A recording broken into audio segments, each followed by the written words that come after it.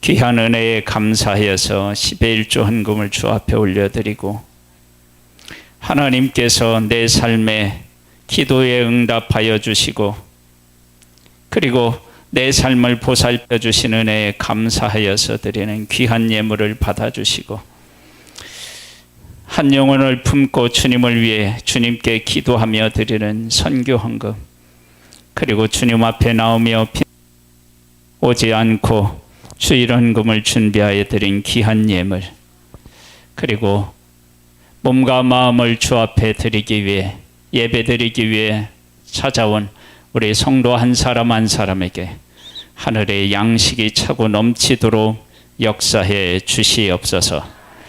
예수님의 이름으로 감사하며 기도드립니다. 아멘. 우리 전덕환 우리 성도님께서 무사히 집에 돌아오셨어요. 왜 웃어요? 고생을 얼마나 많이 하셨는데.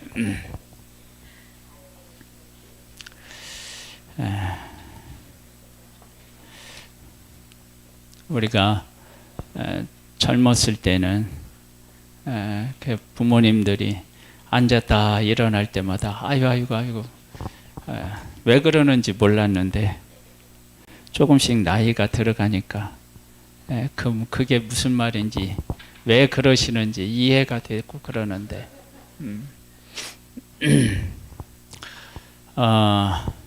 사람이 이제 그 생을 마감한다고 우리가 한번 생각해 봐요. 생을 마감할 때 당신의 삶에서 후회되는 일이 뭡니까? 그렇게 이제 묻는다라고 하면 보통의 사람들은 뭐라고 대답을 할 것 같아요?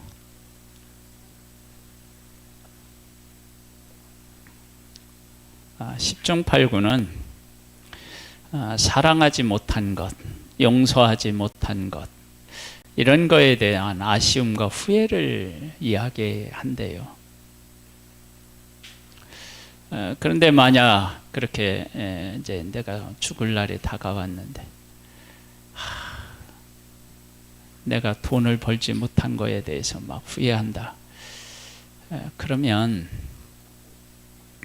그 인생이 좀 슬퍼 보이지 않겠어요? 그렇죠? 신앙 우리가 지금 예배당에 와서 하나님 앞에 예배를 드리고 있잖아요. 그러면 내가 하나님을 믿으면서 하나님을 믿는 믿음에 대해서는 뭐라고 고백하고 우리가 하나님 앞에 갈 것이냐, 이런 문제에 대해서 우리가 생각을 좀 해봐야 돼요. 이건 아주 중요한 의미를 담고 있기 때문에 그래요. 그러니까 주일날 교회 와서 함께 찬양하고 말씀 듣고 이렇게 기도하고 막 이렇게 하는 것도 좋은 일이죠. 그런데 그것이 진짜 중요한 것이 빠져버리면 의미가 없어져 버려요. 그래서 오늘은 그 중요한 것이 도대체 뭐냐? 제목에 나와 있어요. 임마누엘이라고 하는 것은 하나님이 우리와 함께 계시다라고 하는 뜻을 담고 있어요. 하나님이 우리와 함께 계시다. 그러니까 임마누엘이라는 뜻이에요. 이걸 깨달으면, 하나님이 우리와 함께 계시다는 걸 깨달으면 신앙의 정점에 이른 거예요. 정점. 그러니까 하나님이 나와 함께 계시다, 이걸 깨달아 알면 신앙의 정점에 이른 거예요. 하나님이 우리와 함께 하신다는 것을 깨달아 알면 삶이 180도 확 달라집니다. 이게 완전히 달라집니다. 제가 그 하나님을 만났던 옛날 이야기를 간증 삼아 한다면요, 제가 이제 우리 중고등부 선생으로 있을 때 아이들을 데리고 저쪽 그 일동 쪽으로요 수련회를 갔어요. 수련회. 여름 수련회. 그때는 보통 이제 도시에 있는 교회가 시골 교회를 빌려서 수련회를 가잖아요. 이제 시골 수련회를 가서 예배를 드리는데 우리 그때 교회에 학생들이 꽤 됐어요. 몇십 명 정도 됐어요. 그래서 선생님들도 많았고, 그래서 뭐 시골 교회 가면 오늘 이렇게 된 것처럼 막 꽉 차서 예배를 드렸다고 수련회를 했어요. 수련회를 하고 있는데 첫째 날은 그러니까 아이들이 이렇게 케어하느라고 이렇게 야, 이렇게 제가 예배 좀 달절을 막 이렇게 하는데 둘째 날이 됐는데 하나님이 은혜를 주시려고 그러셨는지 야, 너부터 은혜 받아라. 하나님이 그런 감동을 주시는 거예요. 야, 너부터 은혜 받아. 너부터. 애들 챙길 생각 하지 말고 너부터 은혜 받아라. 그래서 맨 뒤에 있어서 있던 전날과 다르게 맨 앞에 와서 알았어요. 제일 앞에. 그리고 하나님 앞에 찬양하고 기도하는데 하나님이 저한테 아버지로 다가왔어요. 아버지로. 그날은 정말 다른 기도를 하나도 못하고요. 이 말만 되풀이했어요. 하나님이 나의 아버지시라니. 하나님이 나의 아버지시라니. 하나님 아버지. 이것만 반복하고 기도를 했는데 그 기도 시간이 얼마나 길었는지 몰라요.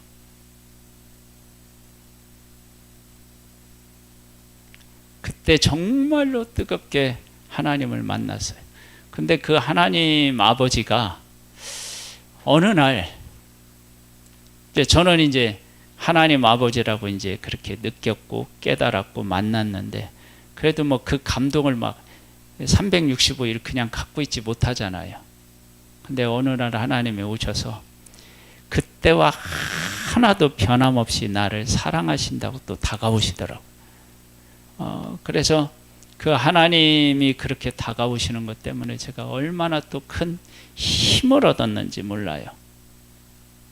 하나님은 한 번도 나를 향한 마음이 변하신 적이 없는 거예요.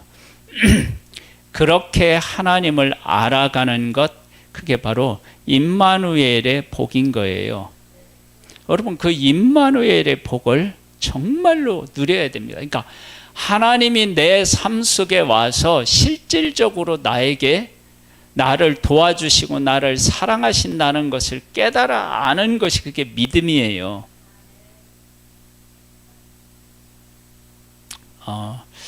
제가 지난주에도 그 말씀을 드렸는지 모르겠네. 어떤 목사님이 설교를 하시는데 막 한상을 보고 계시를 보는 사람들 있잖아요. 그런 사람들을 뭐라고 얘기하냐면 영적으로 민감한 사람들이래요. 영적으로 그냥 민감한 사람. 우리가 우리의 육신도 어떤 음식에 민감한 사람이 있죠. 그렇죠? 어떤 음식에. 그래서 미국 같은 경우는 땅콩 알레르기를 이렇게 앓는 사람들이 꽤 있나 봐요. 그러니까 땅콩을 먹으면 사람이 막 숨이 넘어갈 만큼 미국 상황이 되고 그러는데 영적으로 민감한 사람이 이렇게 환상도 보고 계시도 보는데요. 그러면 영적인 사람은 어떤 사람이 있느냐? 영적인 사람은 그 사람은 하나님하고 깊은 교제를 나누면서 동행하는 사람이라는 거예요. 그게 영적인 사람이라는 거예요. 우리는 이제 영적으로 이렇게 막 환상과 계시를 보면 그 사람이 영적으로 엄청나게 막 높고 뛰어난 사람이라고 하잖아요. 그게 아니라 내가 하나님하고 늘 동행하고 있고 그 하나님이 나를 사랑하신다는 것을 깨달아 알고 삶 속에서 거룩한 삶을 살아가는 사람이 영적으로 능력 있는 사람이라는 거예요. 영적인 사람. 그런 삶을 어떻게 살아갈 수 있느냐면 하나님이 나와 함께 계시다는 것을 내가 믿을 때 가능한 거예요. 여러분 출애굽기 32장을 한번 보세요.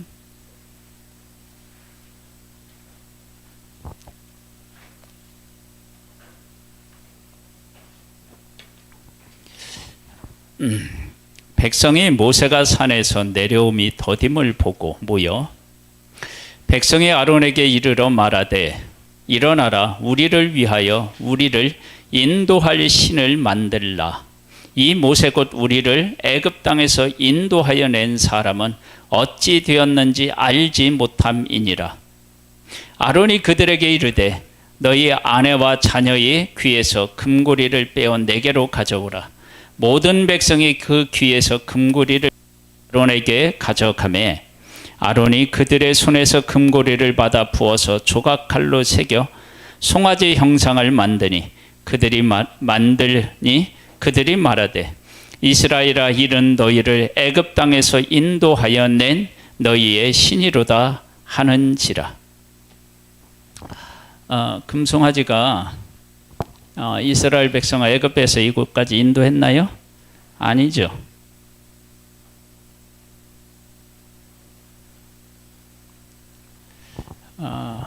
왜 이런 일이 생겼어요? 왜 이런 엉뚱한 일, 슬픈 일, 가슴 아픈 일이 왜 생겼느냐? 그러면 임마누엘의 하나님에 대해서 몰랐어요. 그 가치를 몰랐던 거예요. 여러분 이거 정말로 중요한 얘기예요. 출애굽기 여러분 한번 19장을 한번 보세요. 하나님이 어떤 마음으로 이스라엘 백성을 인도하셨는지를 보겠습니다. 19장 4절입니다. 내가 애굽 사람에게 어떻게 행하였음과 내가 어떻게 독수리 날개로 너희를 업어 누구에게로요? 내게로 인도하였음을 너희가 보았느니라. 그러니까 하나님께서는 이스라엘 백성들을 애굽에서 꺼내서 구원해내서 최종적으로 그들을 이끌고자 하는 목적지가 어디예요? 예? 가나안이에요? 아니에요. 지금 여기 뭐라고 얘기하고 있어요? 누구에게로 인도했다고요? 하나님에게로 인도하는 거예요.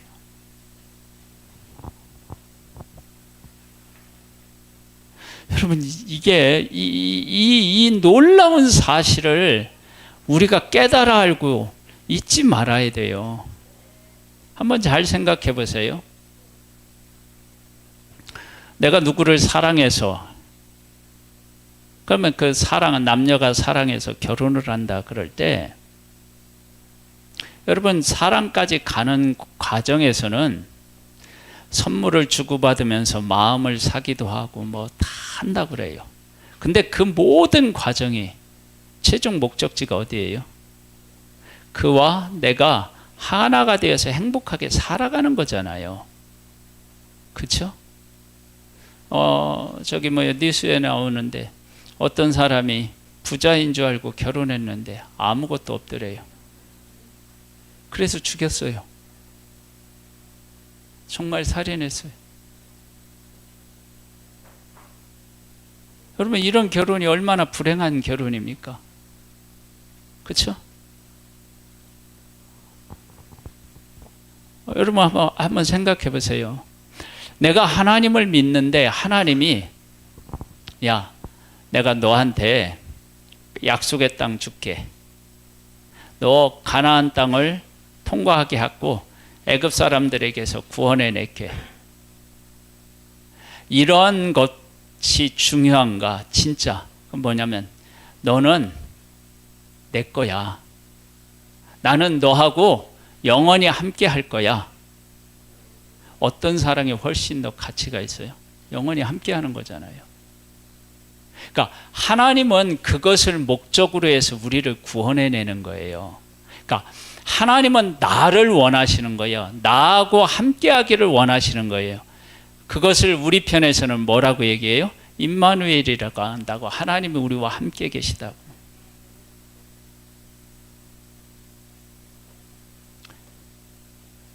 여러분 지금 살면서 정말 힘든 게 뭐냐면 사람하고의 관계가 틀어지는 거예요.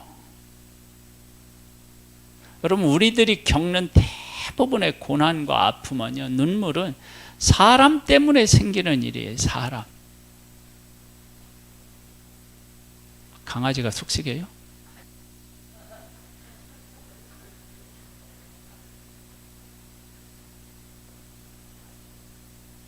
여러분, 자연이 이렇게 재해로 인하여서 우리가 고통을 겪는다 하지만요, 지금 하나님이 주신 것을 적정하게 나누기만 해도 먹고 남는다고요.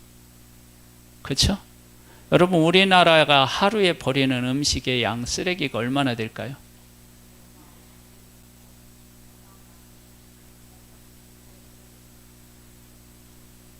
우리는 요즘 금식해서 집에서 불 피울 일이요. 지난번에 내가 막 이렇게 병으로 인해서 막 이런 거 해서 막 금식한다니까 집에서 막 딸이 나한테 이렇게 설교를 했어. 아빠, 그러면 돼? 금식한다고 얘기를 해야지. 그래. 다이어트 한다고 얘기하면 어떡하냐고.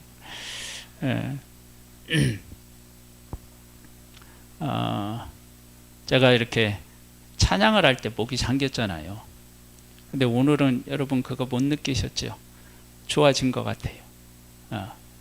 좋아진 것 같아요. 오늘로서 1단계가 끝나고요. 내일부터 2단계가 들어갑니다.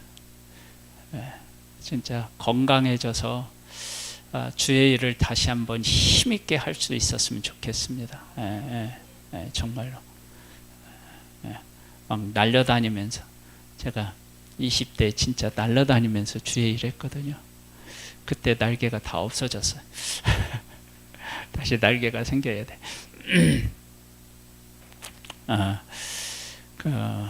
건강해야 하나님의 일을 할 수 있고요. 또 영적으로도 건강해야만 영적으로도 충만한 은혜를 받을 수 있어요. 힘들면은요, 만사가 다 어떻게 해요? 귀찮아요. 귀찮아. 여러분들도 건강해지시기를 바랍니다. 건강해지세요. 그래서 영육간에 강건하여서 주의 일 열심히 하시고 사람들에게 하나님의 살아계심도 나타내는 복된 삶이 되시기를 바랍니다. 이스라엘 백성이 애굽에서 하나님께서 이스라엘 백성을 이끌어내셨어요. 그러면서 하나님이 하신 말씀은, 너희들을 내가 지금 시내산까지 지금 이끌어냈는데 시내산으로 인도한 것이 아니라 내게로 인도했다. 그러면 이것은 시내산까지만 그러느냐? 아니에요. 이제 이게 나와요. 또 어떻게 나오느냐? 이스라엘 백성들은 왜 이런 일이 있었느냐? 그러면 하나님이 함께 하신다는 것보다는 뭐가 더 중요했느냐? 그러면 애굽에서 나오는 것이 중요했고요. 애굽 사람들에게 죽지 않는 것이 중요했고요. 그래서 홍해 앞에서 하나님 원망하죠. 그 다음에 광야에 와서는 목마르지 않는 것이 중요했고요.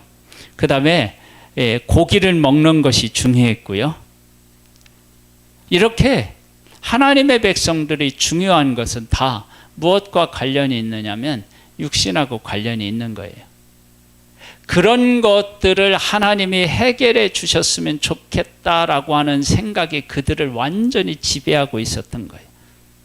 지금 우리들도 그런 경우가 많아요. 하나님을 믿는데 하나님이 이 문제를 해결해 주셨으면 참 좋겠다. 이 문제도 해결해 주셨으면 좋겠다. 그래서 그 문제가 해결되면요, 막 찬송하고 감사할 수 있어요. 근데 그 문제를 하나님이 해결 안 해주신다. 그럼 어떻게 해요? 삐져요.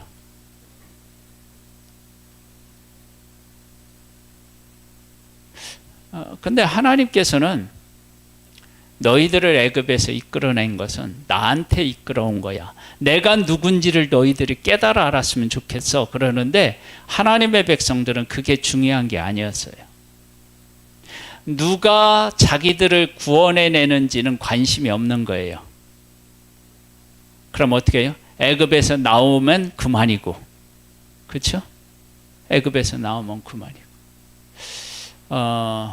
만일에 우리 자녀가 친척들이 오면 자녀들한테 인기가 많죠. 부모님보다. 왜요? 용돈 주고 맛있는 거 사주고 혼 안 내니까. 그러니까 친척이 어떻게 해요? 부모님보다 훨씬 더 좋다고 느낄 때가 있다고. 아이들한테. 그렇잖아요? 근데 부모님 입장에서 보면 내가 자식한테 해준 게 그 사람이 해준 거하고는 비교도 안 될 만큼 해주잖아요. 그렇죠? 근데 그런 부모님하고 나하고의 관계를 생각하지 않고 몇 푼의 돈, 맛있는 거 뭐 여기에 마음이 뺏기면 어떻게 돼요? 부모님 입장에서는 서운하죠.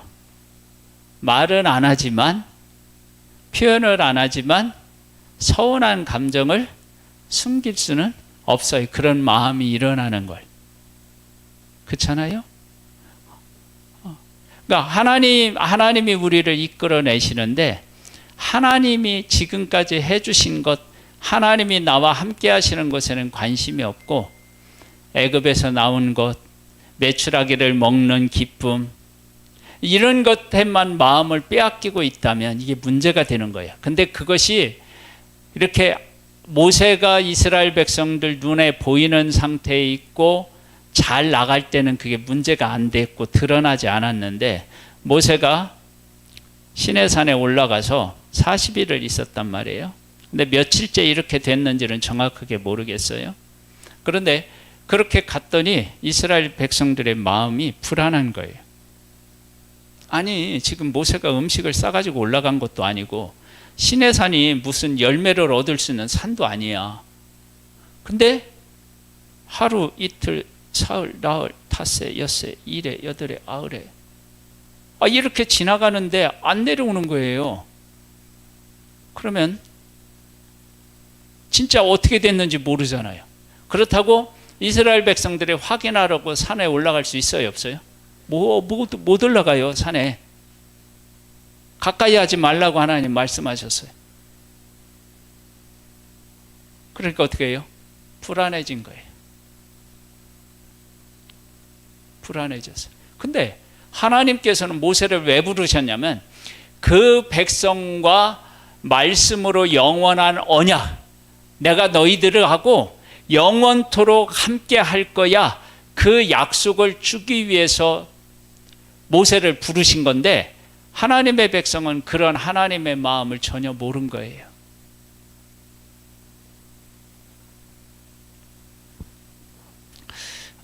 우리가 신앙생활을 하면서요, 내가 원하는 어떤 환경이 아니고 그리고 하나님이 나한테 이렇게 좀 응답해 주셨으면 좋겠다라고 생각하는 것들이 있잖아요. 그런 것들이 대부분 우리는 어디에 초점이 있냐면 내 육신의 쪽에 초점이 있다고 말씀을 나눴잖아요. 그렇게 자꾸 흘러가요. 그래서 누구를 못 만나느냐면 하나님을 못 만나는 거예요. 여러분, 돈에 관심이 많은 사람은 무엇을 읽지 못하느냐면요, 사람의 마음을 못 읽어요.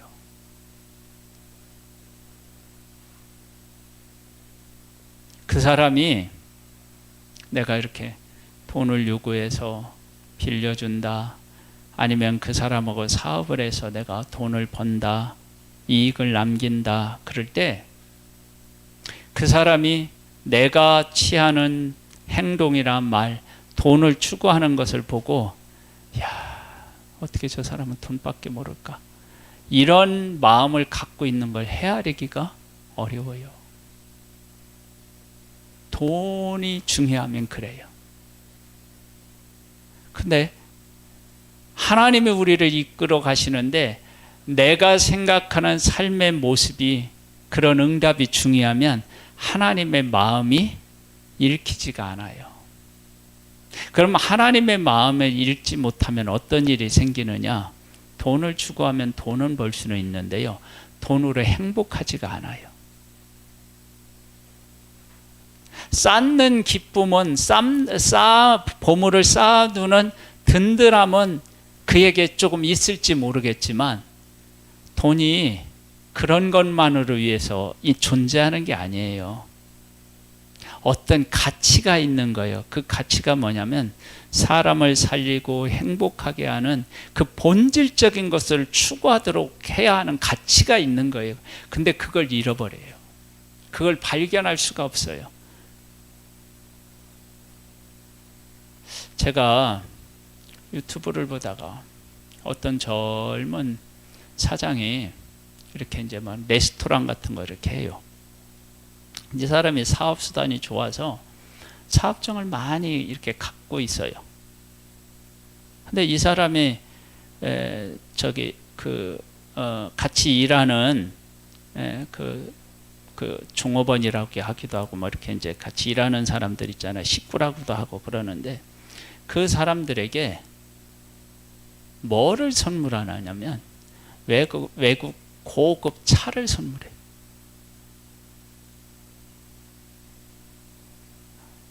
막 진짜 몇 억씩 하는 차를. 그거 어떻게 선물하느냐? 처음에요. 자기 명의로 사요. 사는데 자기가 사장이니까 운전하는 사람이 차를 몰잖아요. 몰고 다니잖아요. 어느 시점 되면 그 자기가 쓰는 게 아니라 회사 이렇게 해갖고 야 이거 너 가져라. 그렇게 주는 거예요.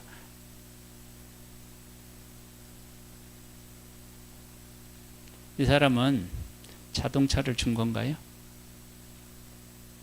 뭘 준 거예요? 내가 나하고 함께 일하는 게 그리고 너 때문에 회사가 잘 되는 게 고마워서 내가 너한테 뭐든지 해주고 싶다.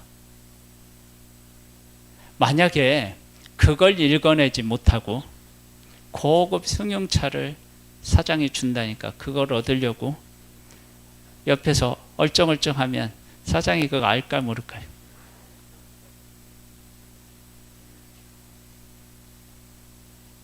여러분 지금 우리가 하나님을 찾는데 하나님으로부터 뭘 얻으려고 하는 게 아니라 하나님이 좋아야 돼요. 그래서 하나님이 뭐라고 말씀하시냐면 이렇게 얘기해요.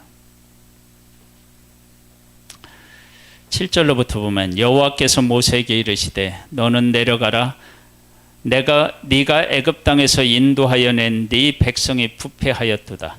그들이 내가 그들을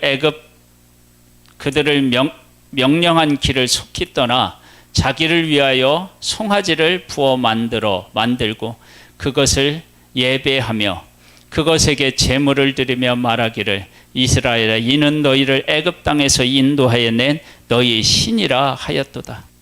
속히 떠나버린 거예요. 그래서 하나님이 뭐라고 하셨느냐면 33장으로 가볼까요? 하나님이 화가 나시고 하나님께서 우리가 하나님의 뜻대로 하지 못하면 하나님이 이렇게도 하셔요. 여호와께서 모세에게 이르시되 너는 네가 애굽 땅에서 인도하여 낸 백성과 함께 여기를 떠나서 내가 아브라함과 이삭과 야곱에게 맹세하여 네 자손에게 주기로 한 그 땅으로 올라가라. 내가 사자를 너보다 앞서 보내어 가나안 사람과 아모리 사람과 헷 사람과 브리스 사람과 히 사람과 여부스 사람을 쫓아내고 너희를 젖과 꿀이 흐르는 땅에 이르게 하려니와 사자를 보낸대요. 하나님이 부리시는 천사를 통해서 약속의 땅까지 내가 인도하겠다. 그것도 언제요? 지금. 광야를 헤매지 않고 광야에서 고생하지 않고 바로 애굽 땅으로 내가 들어가게 해주겠다. 아니 약속의 땅으로 들어가게 해주겠다. 그런데 그 다음 무서운 말씀을 하셔요. 나는 너희와 함께 올라가지 아니하리니 너희는 목이 곧은 백성인즉 내가 길에서 너희를 진멸할까 염려함이니. 여러분 잘 생각해 보세요. 하나님이 지금까지 애굽에서 여기까지 인도하실 때 하나님이 친히 내려와서 그들과 함께 하셔서 여기까지 인도하셨던 거예요. 그런데 이제부터는 내가 너희들하고 함께 하지 않고 내 사자 천사를 보내서 너희들을 애굽 땅으로 지금 광야를 헤매지 않고 지금 약속의 땅으로 너희들 보내는데 나 안 갈 거야.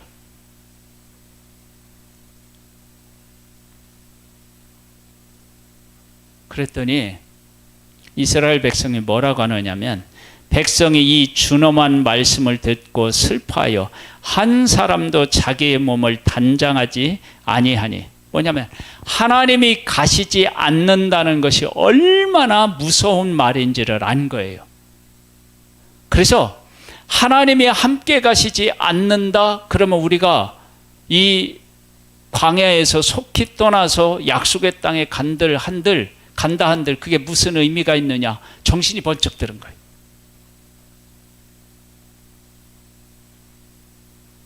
자녀들도 친척집 가서 애들하고 재밌게 놀고 맛있는 거 해주고 그러면 엄마 집에 가. 엄마 집에 가. 그런데 엄마가 막상 가고 딱 보면 어떻게 해요? 아차하죠. 금방 느껴요, 애들도. 그래서 엄마 가려고 하는데 어떻게 해요? 바지끄레기 잡고 같이 가. 이런다고요.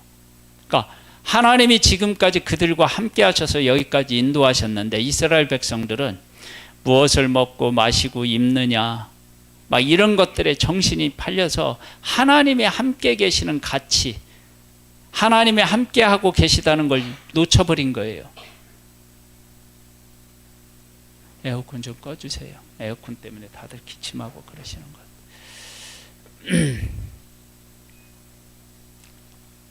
근데 하나님이 함께 가시지 않는다고 하시니까 아차한 거예요.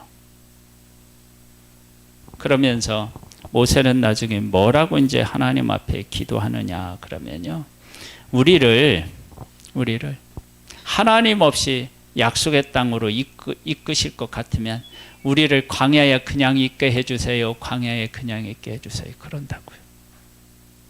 광야는 정말로 뜨겁고 춥고 물론 하나님이 보호하시지만 재미가 없는 곳이에요.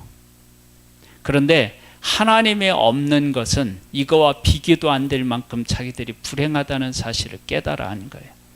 여러분, 우리 신앙이 뭘 깨달아야지 알아요?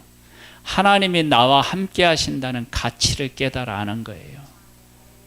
무엇을 하나님으로부터 얻는다는 의미가 아니라 하나님이 항상 나와 함께 계시다, 그것이 얼마나 큰 가치인지를 깨달아 아는 것, 그게 믿음이에요. 그걸 깨달아 알면 내가 지금 어디에 가 있든지 어떤 형편에 있든지 그게 문제가 안 돼요. 왜? 최고의 가치가 지금 나 안에 있으니까. 믿음이 좋은 게 그거예요. 하나님은 그것을 그 백성에게 가르치기를 원하셨던 것이고요. 그리고 그것을 우리에게 지금도 가르치기를 원하시는 거예요.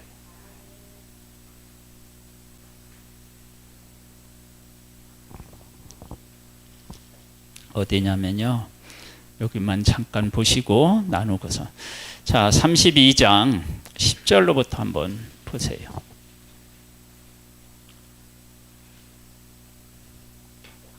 11절로부터 볼까요? 이제 함께 가시지 않겠다고 하니까 모세가 뭐라고 했느냐면 이렇게 했어요. 모세가 그의 하나님 여호와께 구하여 이르되, 여호와여, 어찌하여 그 큰 권능과 강한 손으로 애굽 땅에서 인도하여 내신 주의 백성에게 진노하시나이까? 어찌하여 애굽 사람들이 이르기를 여호와가 자기의 백성을 산에서 죽이고 지면에서 하려는 악한 의도로 산에서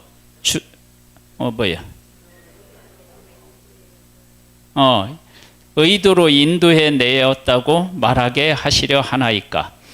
주의 맹렬한 노를 그치시고 뜻을 돌이키사 주의 백성에게 이 화를 내리지 마옵소서. 보세요. 모세의 기도, 이 기도에서 무엇을 우리가 발견하게 되냐면, 하나님께서 애굽에서 이 백성을 인도하셨을 때 왜 인도하셨는지 그 마음 있죠. 그 마음, 그 뜻, 그게 얼마나 중요한 일입니까? 근데 그 뜻을 백성이 우상을 숭배했다고 그 뜻을 버리시면 되겠습니까? 그래서 그 하나님의 마음을 모세가 이야기하고 있고요. 그 다음에는요, 13절에 보면 주의 종 아브라함과 이삭과 이스라엘을 기억하소서.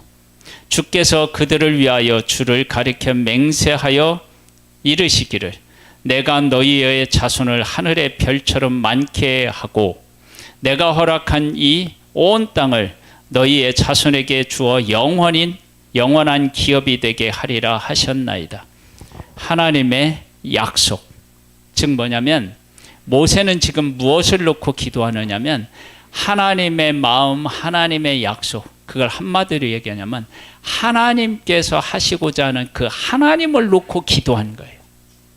그렇게 했을 때 하나님이 뭐라고 말씀하셨느냐? 그러면 이렇게 말씀하셨어요.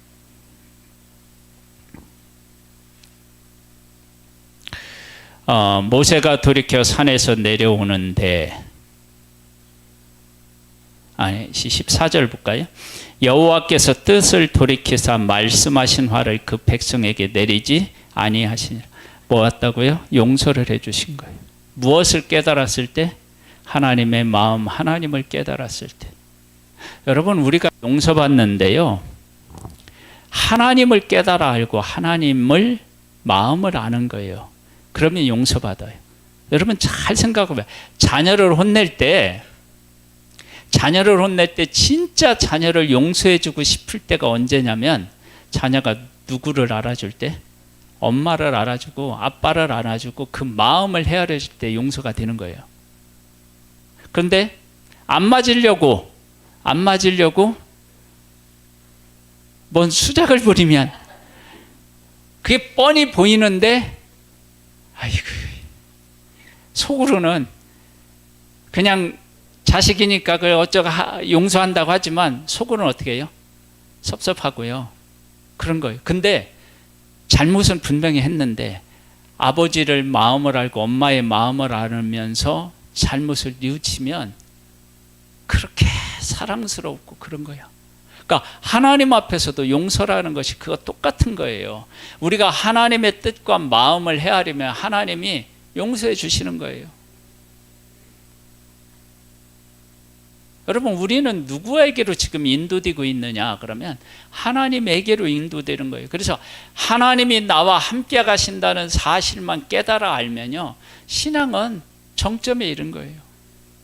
여러분, 그런 믿음의 사람이 되면 어디를 가든 어떠한 일을 만나든 관계없이 우리는 행복한 인생, 소망이 넘치는 인생을 살아갈 수 있어요. 이런 복을 우리 모두 함께 누렸으면 참 좋겠습니다. 하나님 아버지 감사합니다.